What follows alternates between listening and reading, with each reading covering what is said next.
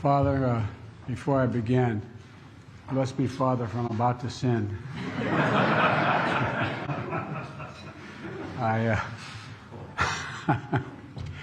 Well, I just want you to know, I may be Irish, but I'm not stupid. I married Dominic Giacoppa's daughter. Okay? St. Patrick's Day. Yes. Given the fact that the president very much likes to share his pride of his Irish heritage, but also the fact He that does. so many ceremonies... More Irish than Irish. Is that what he said?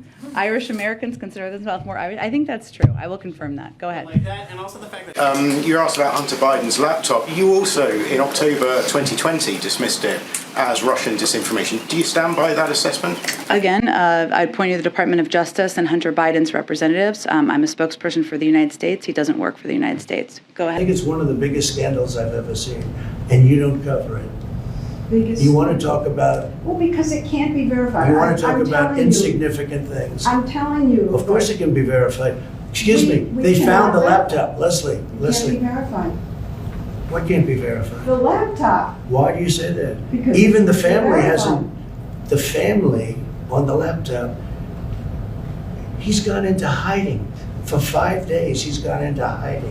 The New York Times has authenticated emails that appear to have come from a laptop abandoned by Hunter Biden in Delaware. The president previously said that the New York Post story about this was a bunch of garbage and that it was a Russian plant. Does he stand by that assessment? I'd point you to the Department of Justice and also to Hunter Biden's representatives. He doesn't work in the government.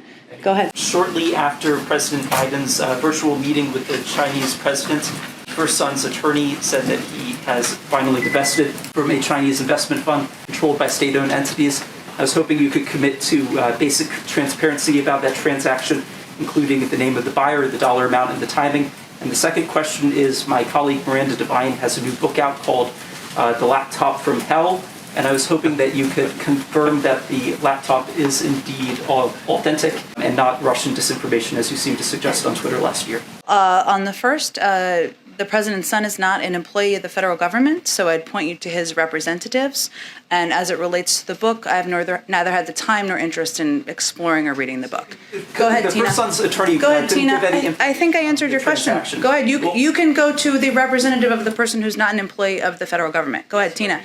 I think we have to move on. The administration's reaching out to Saudi Arabia and to Venezuela. I think folks that many Americans might consider unsavory characters in this search for energy to kind of fill this Russian energy void. How should Americans view this? I think Americans should see the administration calling right now for an increase in supply as something that helps them.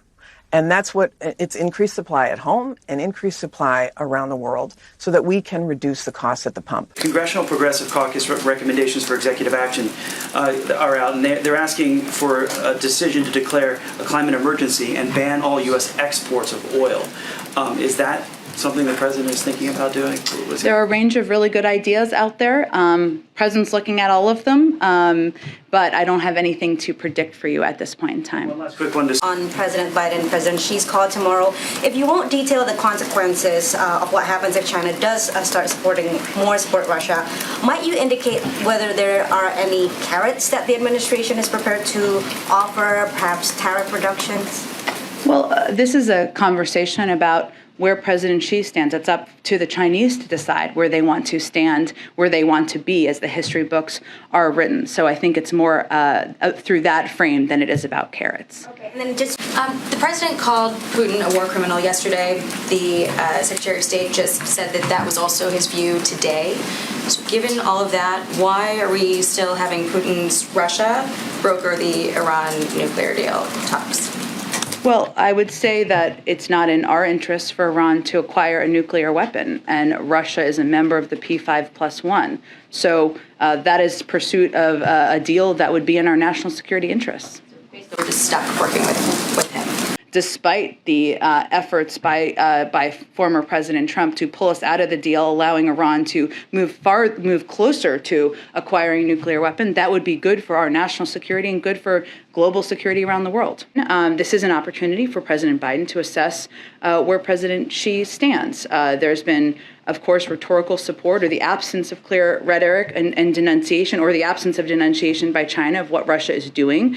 This flies in the face, of course, of everything China China stands for, including the basic principles of the UN Charter, including the basic principles of respect for sovereignty of nations. And so the fact that China has not denounced what Russia is doing in and of itself speaks volumes. And you're also just seeing the companies saying that they're kind of reluctant to up production, and they kind of, in some ways, point to the administration's policies overall, in the sense that even if they were to up production, that one takes months to get to market, and two, doesn't fit in with the overall approach that this administration is taking. So what do you say to that kind of viewpoint?